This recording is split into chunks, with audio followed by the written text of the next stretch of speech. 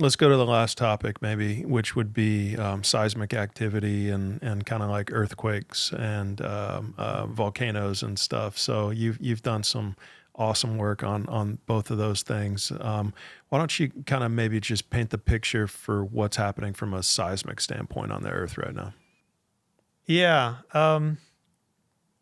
So it's probably all connected. How is kind of the big question. I think there's a big component to seismicity and earthquakes that's connected to electric currents in the earth. Um, but we don't have that much data on that because this is really happening at depth. But we know that the earth gets more, it heats up the further down you go, and it therefore gets more conductive. So you're going to have really strong electric currents deeper within the planet. And if there is some sort of larger heating event that's taking place overall, then I'd imagine those electric currents are going to get stronger and stronger. And we're in this long period of solar activity right now, the what they call the modern maximum, which I think has been pumping a lot of energy into the earth now for like 300 years.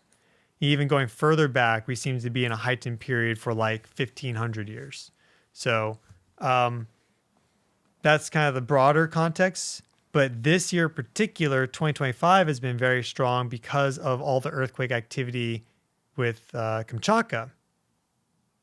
Because the way earthquake energy scales is if you go up in order of magnitude, it's 32 times more energy released. So the total seismic energy. So you can have, let's say, a lot of magnitude sevens in a year, and then the next year you don't have any mag sevens, but you have one magnitude eight. Well, you would need 32 magnitude 7 quakes to equal that one magnitude 8. So our time record for earthquake activity is very limited. We know of some older quakes, and we've done now geologic forensics to find evidence of past slips. I mean, you can estimate the magnitude based off of the amount of slip, and that data goes back usually no more than 5,000 years, and it gets really low resolution. But in terms of modern seismic measurements, we have, I mean, basically like 100 years. And even then, the past 40 years have been game changer because of how many seismographs we deployed since like 1980. So now we have a much better record of the lower magnitude quakes. And we only capture them if we have networks in that area. So with a global network, you can capture magnitude 5 earthquakes, maybe down to magnitude 4.5 everywhere. But if you want to see earthquake activity in a very specific zone, you need a seismic network there. So there could be quakes happening way out in the Pacific, where if we don't have a seismic network of some density there, we're not going to pick up those quakes. So this occurred up in the Arctic with Gokul Ridge in the Gokul supervolcano system, where in 1999, we had the biggest ever earthquake swarm on a mid-ocean ridge. And they went there later and conducted bathymetric surveys and ROV surveys, and they found 3 new volcanoes that were created because those earthquakes were connected with a volcanic underwater event. And it was so powerful, it actually created pyroclastic glass under the water. Think about the amount of pressure that existed. So, and the magma down there is very, very unique to create these sort of dynamics, and it was quite incredible. But they wanted to better understand that. So then they deployed a network all around in the islands like Svalbard and Nova Zemlya and some of these other islands in the high Arctic. And then we started to pick up these lower magnitude earthquakes and those rhythms and trends in that zone. So in terms of understanding seismic activity, the networks are really important, how long they've been operating. So it's really difficult to say what the kind of trends are across time because on the geologic sense, our record is just a blink of an eye. But what I've been doing recently is I've just been examining the earthquake activity, and I have my knowledge of space weather, and that seems to influence earthquake activity due to how energy is being loaded into the planet. There's certain features on the sun called coronal holes that seem to influence earthquake activity. through mechanisms we don't completely understand. But there is research on this and there's correlations. And my thoughts, like, how do you kind of become more causative than the sun, right? Because there's this whole like, correlation does not equal causation thing, which people just kind of like behaviorally repeat when someone brings up something interesting. And it's often true, but you have to also examine what the agent that's correlated with is. We're not looking at Domino pizza deliveries for the seismic stuff. We're looking at the sun. It's correlated with the sun. It's probably something to that because it's like the thing that's driving everything in our solar system. So we've been looking at the space weather conditions. I read the research on how it's connected to some earthquakes and specifically high magnitude earthquakes. We've been seeing all these conditions kind of line up. Saw a lot of foreshock activity in Kamchatka starting in July. We had a magnitude 7.4 that hit, and then the earthquakes kept going. And it was like, guys, this is kind of weird. And we had already been overdue for a megaquake, overdue for like 4 years. Because typically we get one per year, which is a magnitude 8 or greater. If we want to use that as the definition of a megaquake, magnitude 8 or greater. Usually we get one per year. We didn't have one before July, going all the way back to August of 2021. I think it was South Sandwich Islands in August of 2021, something like that, 8.2, 8.1. So it's like, guys, it's been 4 years. This is kind of odd. So we probably should have one coming up just statistically. And I kind of just had a feeling in a sense. Again, I use intuition a lot. So I started making some videos just discussing megaquakes, what they are and like how often they occur a few months before we had that big magnitude 8.8. Then we had that 7.4 earthquake in Kamchatka, and we then had a whole bunch of other like magnitude 6s and stuff and 5s that kept going, and it didn't seem to be resolving. It seemed like a foreshock sequence. So then I released a video 3 days before the megaquake where I think it was a live stream, where the first part of the live stream was identifying zones of highest seismic risk at this moment in time. There's like 3 places or 4 places I looked at, and the first zone I zoned in on, like 7 minutes into the live stream, was Kamchatka, and I laid out exactly what I just mentioned to you about how we haven't had a megaquake and how this area historically can have big earthquakes because of the subduction zone, how this activity looks like foreshock activity. And then on July 29th, I think it was like 23:24 UTC, Universal Time, we had the big magnitude 8.8 megaquake. But what was interesting about that, it was pretty cool to be able to get that pretty bang on. Because I said specifically that we could be looking at a magnitude 8.5 or greater. I didn't say it's going to happen this day and it's 100% guaranteed, but I was basically laying out probability. Sounds like I think it's a kind of a high percentage chance that we have a magnitude 8.5 or greater in the near future here. So that's what a proper forecast should be, at least I would think, where you're not, you're giving percentages for people to weigh themselves based off of your expertise.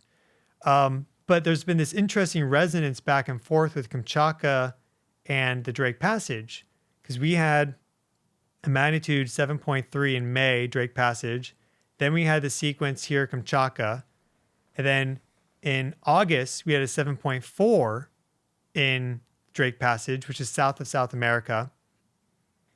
And then we had a that was a 7.4 there. That was in August. Then in September, we had finally the aftershock for that magnitude 8.8, because we also didn't have a big magnitude 7 aftershock. The highest it got to is like 6.9. So it's like, well, an 8.8 earthquake should give us an aftershock 1 magnitude less. So that's now a new target that we can forecast because we haven't had it. Guys, we should probably have an aftershock like that sometime in the next few months.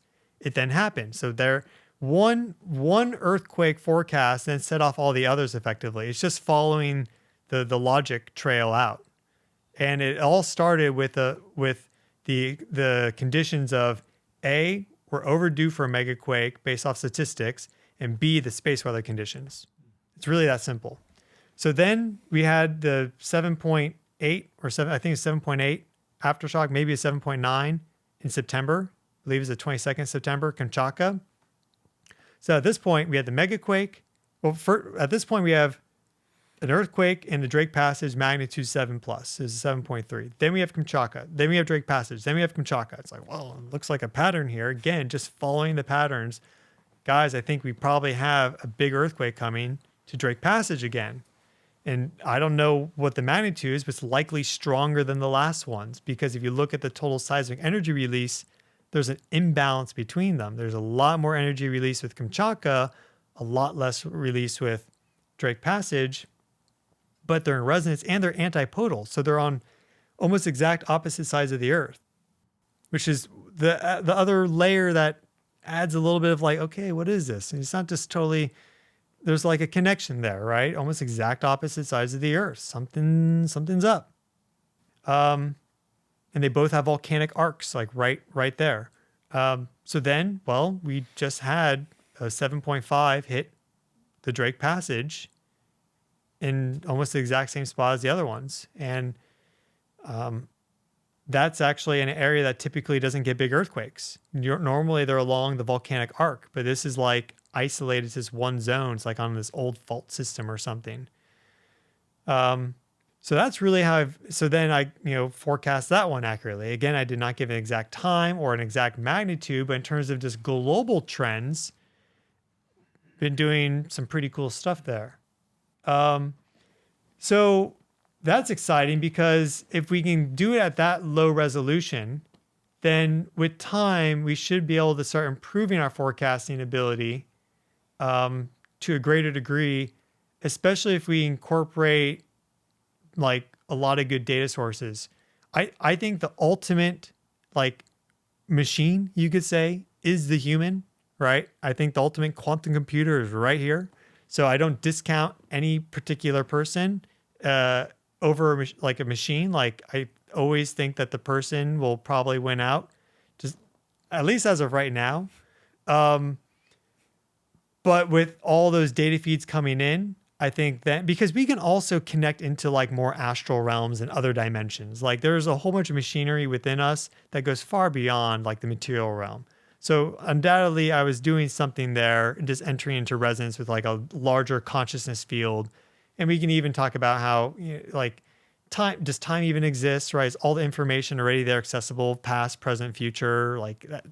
What's deja vu? Like you're experiencing the future right now. Like, right, it gets wild. But at some point, I think that we can better really create accurate forecasting methods. And sometimes we get earthquake precursor signals, and we've used that on the channel before to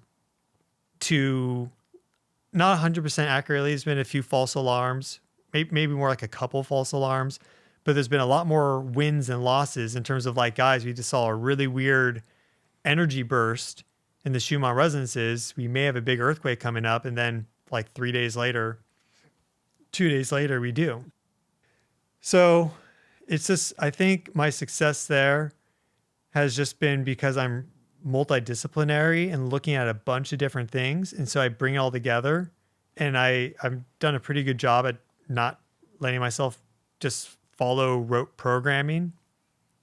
And also I just listen to my intuition and guidance.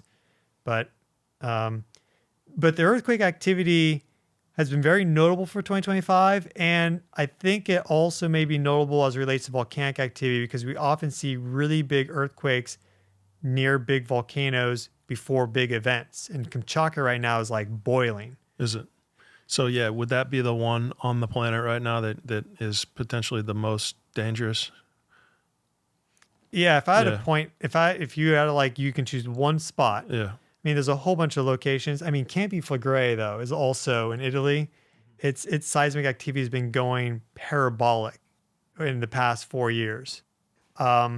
So that's also like, this thing looks like it's ready to like pop. Yeah. And that's a big volcanic system. It hasn't had an eruption in a while. So it'd be a toss-up between Campi Flegrei and some volcano on the Kamchatka Peninsula.